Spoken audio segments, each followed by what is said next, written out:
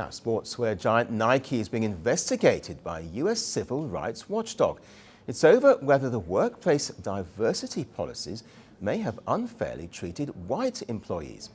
The Equal Employment Opportunity Commission, the US federal agency that enforces anti-discrimination laws, revealed in a court filing that it's examining whether the company's hiring, mentoring and layoff practices broke the law.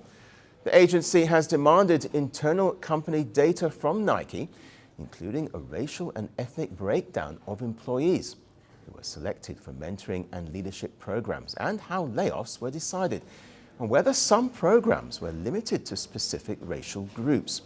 Investigators are checking whether the company disadvantaged white employees or job applicants or used race in workplace decisions, which is illegal under US law.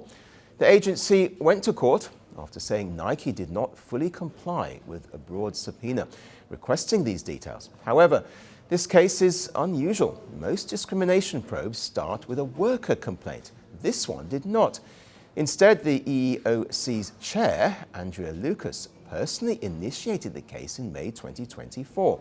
She used a rare legal tool called a commissioner's charge. Well, the charge was partly based on Nike's public diversity commitments, including a 2021 goal to reach 35% racial and ethnic minority representation in its corporate workforce by 2025. It's notable that Andrea Lucas was nominated by US President Donald Trump for her position, and many now see her actions as part of Trump's overall MAGA agenda, including this current challenge against Nike.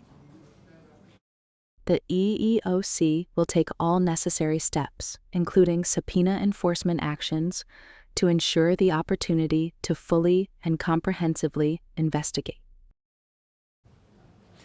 Nike says it is cooperating and has already shared large amounts of material. The company described the legal filing as a surprising and unusual escalation. We have shared thousands of pages of information and detailed written responses to the EEOC's inquiry and are in the process of providing additional information. We are committed to fair and lawful employment practices and follow all applicable laws, including those that prohibit discrimination. We believe our programs and practices are consistent with those obligations and take these matters seriously. The investigation comes amid a broader effort in the United States to challenge corporate diversity, equity and inclusion policies. Critics argue some programs may amount to reverse discrimination, especially against white workers and men. Supporters say they're meant to correct long-standing workplace inequality. Nike is certainly the most high-profile company to face such a probe, though the Commission previously issued a similar subpoena to financial services firm Northwestern Mutual, which denied wrongdoing.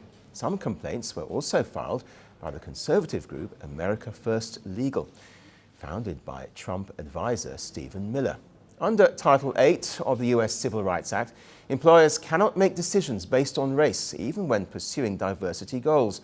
That means the investigation will focus on a key question: did Nike's diversity policies promote inclusion or illegally influence employment decisions? Well, for now, the Nike case will only determine whether investigators can get access to company records that they say they haven't as yet received in full. It will be just the first step before any possible lawsuit or penalty in a case that could run and run. Power doesn't end quietly. Some deaths are not accidents. They are messages. A gunshot. A crowd. A country frozen. The killer disappears. The questions don't. This is not just about who died. It's about what followed. Governments fell. Armies moved. History rewrote itself. 5 leaders. 5 moments. One pattern. The assassination.